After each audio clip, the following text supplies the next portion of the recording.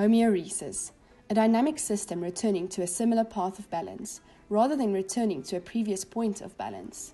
It describes the fluidity of change and how the system is constantly adapting and changing to bring itself back into balance with the changing environment.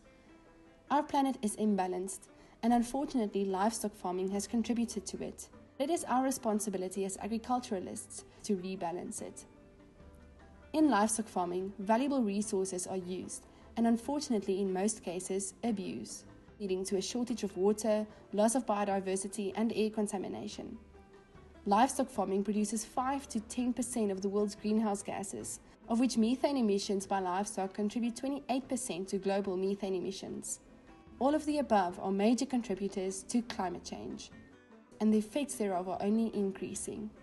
Droughts, floods, hurricanes, typhoons, heat waves, imbalance.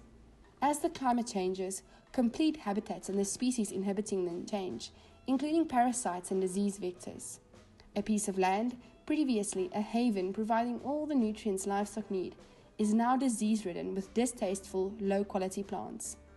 Some farmers are even forced to switch from dairy and beef production to mutton and wool, or to stop production completely. It is not only the global climate that is changing, but the whole livestock industry's climate. How can we align ourselves to change with it?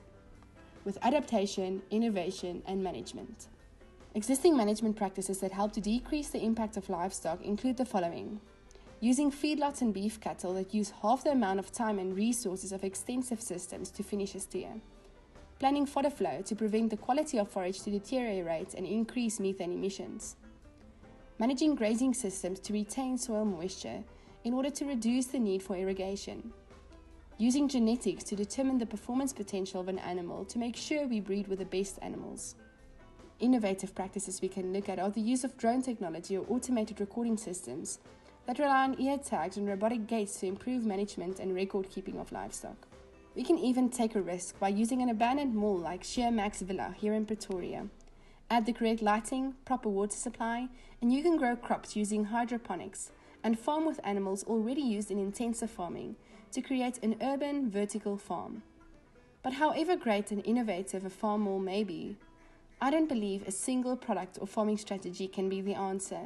And even if it could, how could it be effective if the stage is not set for it to be globally implemented? So I'm going to propose something even riskier. Most of the effective sustainable farming practices are implemented by industrial farmers.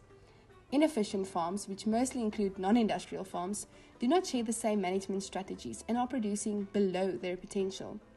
They also contribute most to our ecological footprint by overgrazing, poor irrigation systems, and a much larger amount of natural resources that are needed per unit produce.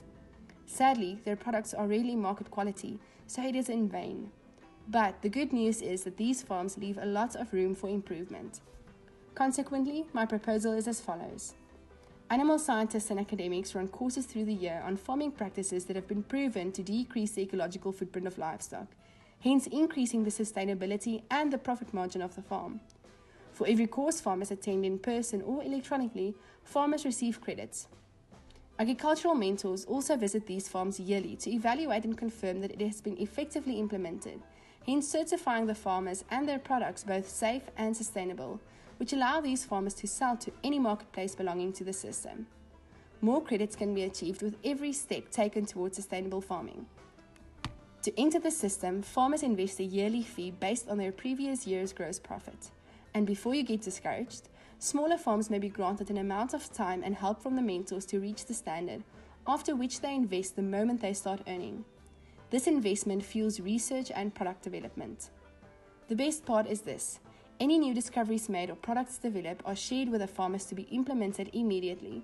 At no extra cost, their production will increase, their contribution will be more, and the cycle continues in a mutualistic relationship. The stage is set for all farms to become relevant and productive, for research to be supported and for necessary changes to be made with ease. One day, when young and innovative animal scientists like us do come across a new strategy or product to farm sustainably, the whole agricultural industry would be ready for it. Why? Because it is now interconnected and adaptable. It is in homeostasis.